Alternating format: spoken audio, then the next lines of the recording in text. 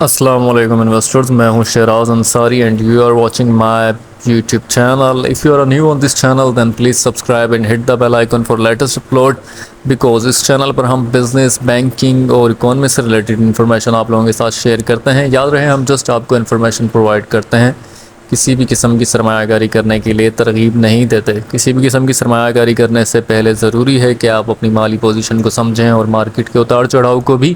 آج میں آپ کو بتاؤں گا بہبود سیونگ کے لیٹسٹ پروفٹ ریٹ، کیونکہ جو پالیسی ریٹ ہے اس پہ کٹ آف لگ چکا ہے 150 بیسس پوائنٹس کا، لیکن اب تک جو بہبود کے پروفٹ ریٹ ہیں وہ پچھلے پرانے والے ہی ہیں. تو اگر آپ اس پرانے ریٹ سے فائدہ اٹھانا چاہتے ہیں تو دیر نہ کریں، ابھی انویسٹ کریں یا اپنا سرمایہ ری انویسٹ کریں تاکہ آپ کو موجودہ 1280 روپے کا جو پروفٹ ہے وہ بر وقت ملتا رہے.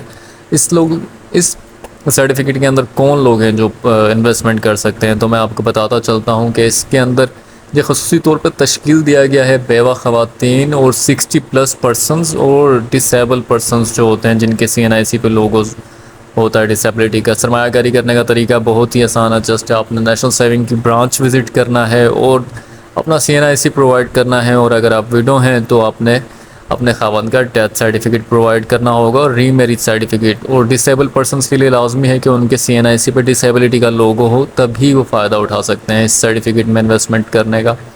یاد رہے اس سرٹیفکیٹ میں اگر آپ انویسٹمنٹ کرتے ہیں تو اس سرٹیفکیٹ کے اوپر ٹیکس اور زکوٰۃ کی ڈیڈکشن نہیں ہے، جو کہ اسے پاکستان میں انویسٹمنٹ کے حوالے سے بہت ہی اٹریکٹیو آپشن بنا دیتا ہے. کیونکہ اگر آپ کسی دوسری انویسٹمنٹ میں سرمایہ کاری کرتے ہیں، بالفرض اگر بینک، کسی پرائیویٹ بینک میں بھی اگر آپ سرمایہ کاری کرتے ہیں اور ٹیکس کی ڈیڈکشن اور زکوٰۃ کی ڈیڈکشن کے بعد ہم دیکھتے ہیں تو پھر بھی بہبود سیونگ کا پروفٹ جو ہے وہ قدرے بہتر ہے اور ان سے زیادہ ہی ہے.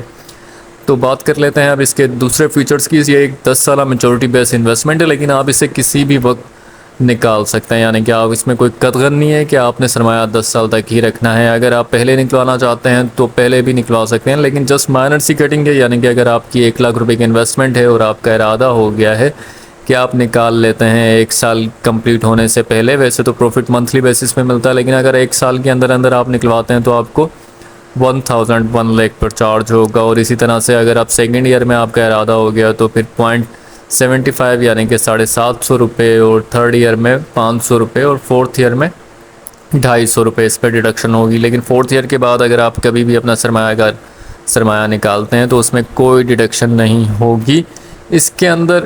لیکن ایک جو تھوڑی سی جو چینجنگ ہوئی ہے رولز کے اندر، وہ اس طرح سے ہو گیا ہے کہ پہلے جو نومینیز ہوتے تھے اس کو اگر ڈیتھ ہو گئی ہے کسی کی، جو انویسٹر ہے اور اس کی ڈیتھ ہو گئی ہے، تو اس کا جو نومینی ہوگا اس کو جو سرٹیفکیٹ کی رقم ہے وہ ملنی ہوتی تھی. لیکن اب جو رولز چینج ہوئے ہیں اس کے تحت جتنے بھی اسلامک لاز کے مطابق اس کے